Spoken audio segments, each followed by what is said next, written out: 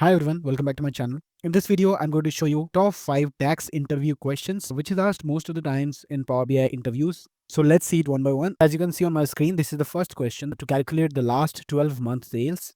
In this page, you can see we have this table, year, month, and we are showing the sales. This sales is nothing but the sum of order sales. We have this order table, we have this date table. These two are connected on the date column. Now we already have the sales measure, that is sum of sales. So now we are going to calculate the last 12 month sales. So to calculate that, let's click on new measure and say last 12 month sales. So calculate. We can either say sum of sales, or we can directly take the sales measure that we have created by doing the sum of order sales. Next, to calculate the last 12 month sales, we will use this dates in period function, date column from the date table.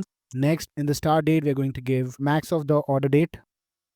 Next, we want to give the number of intervals, that will be minus 12. And in interval, we're going to say months, close the bracket. So this measure will give us the last 12 month sales. Here, we have taken this max order date because we want to calculate the last 12 months from the maximum date that is present in the orders table and not from today. So if you have data where you want to calculate the last 12 month sales from today, you can mention today here. But generally, when we calculate the last 12 month sales on a particular table, we use this max of the date column. So if I drag this measure in the card visual, we'll get 745.57K.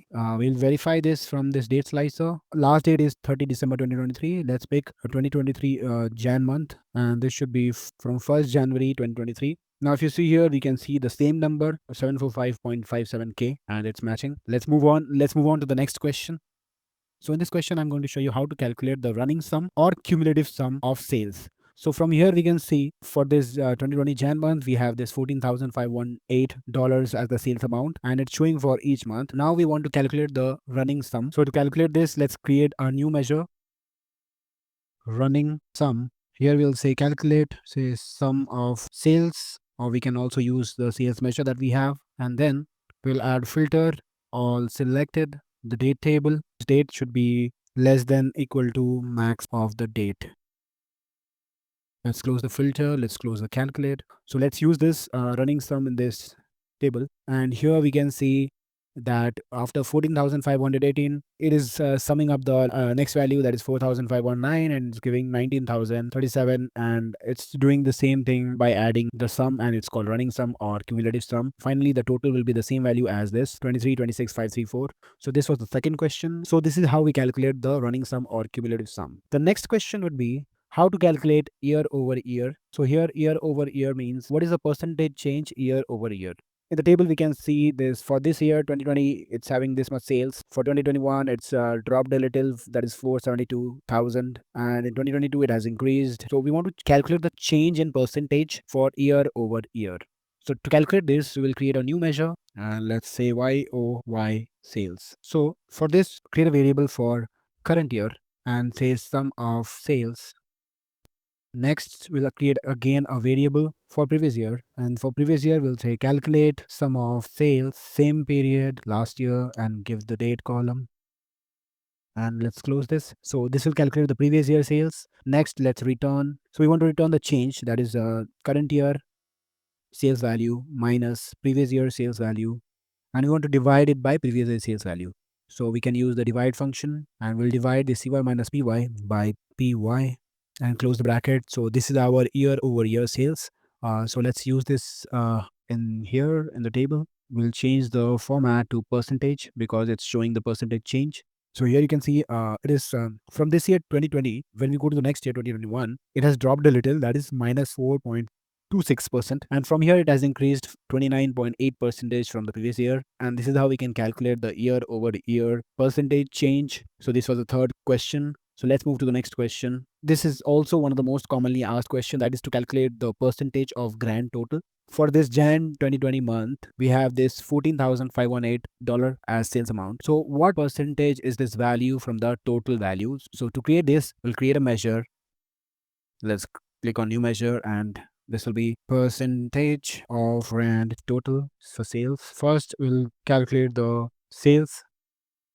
That will be sum of sales. In the next variable, I'm going to say total sales, and this total sales will be calculate the sum of sales, and I will say all date table. close this. So this calculates sum of sales all date table. We are using this all date table condition inside the calculate because we want to ignore the filter context that is coming from this date columns, that is month and year. So if we don't filter, we'll get this total amount. Next, we are going to return divide the sales by total sales. This will give us the percentage of grand total.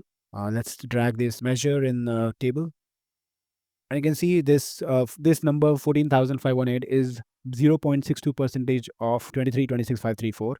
And in total, you can see this is 100%. So out of this 100% value, what is the percentage of these values? This is one of the questions that is asked most of the times in the interviews. Let's move to the next question. This is also one of the most asked question. So this is basically how to change the title of the charts dynamically. As in, we can see this title total sales by date. We want to change this dynamically. Means if we filter this year, for example, 2020, it is showing us the 2020 sales. So I want to change the title to total sales for 2020. If I change it to 2022, it will show total sales for 2022. And if I don't select anything, it will show total sales by date or it will show total sales over time. So for this, we are going to create a measure, dynamic title.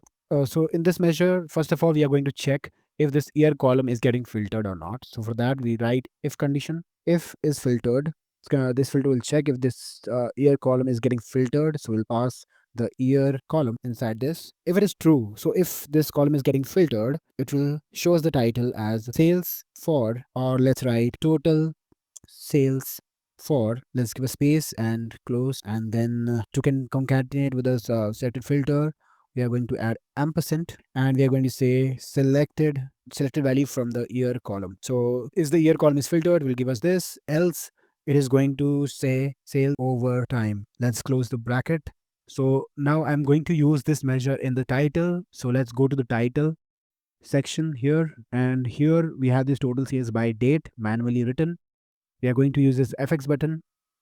So click on this conditional formatting for the title, and from in the format style, we are going to choose the field value, and let's choose the field here. So let's type dynamic. So this is the one, dynamic title, and click on OK. So now it's showing sales over time because nothing is selected in the year filter. So if I select anything like 2021, it's going to say total sales for 2021. If I select 2023, it's going to say total sales for 2023. So it's working properly. If I clear this filter, it's showing sales over time. Now there's one more thing. If I select 2023, it's going to say total sales for 2023. What if I select another year, let's say 2022? So now it's showing total sales for, and it's not showing anything because we have not added a condition for this multiple value selection. If you open the measure, here we can see it's checking if the year column is filtered, it will show this one. And if it is not filtered, it will show this title. So here you can see it's showing total sales for only till this much. What about the selected value this year? Because the selected value only shows the single selection value and not the multiple selection value. So in the alternate result, we can say multiple years. So if I click on enter, it will show total sales for multiple years.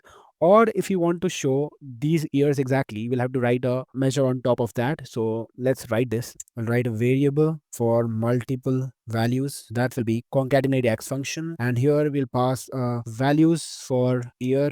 And in the expression, we are going to add the year column again from the date table. In the delimiter, let's say we want to add a comma with a space. Let's close this. This is the variable result. And here we are going to say, don't show us multiple years. We want to see the multiple values. And let's return the result. Now see what's it's showing. See, it's showing total sales for 2022, 2023. If I add 2021 as well, see, it's showing total sales for 2021, 2022, and 2023. So this is how we change the title dynamically in Power BI using DAX. So that was all about this video. I hope you like this video and the video has been helpful for you. If you like this video, do not forget to subscribe my channel. Till then, goodbye and thanks for watching.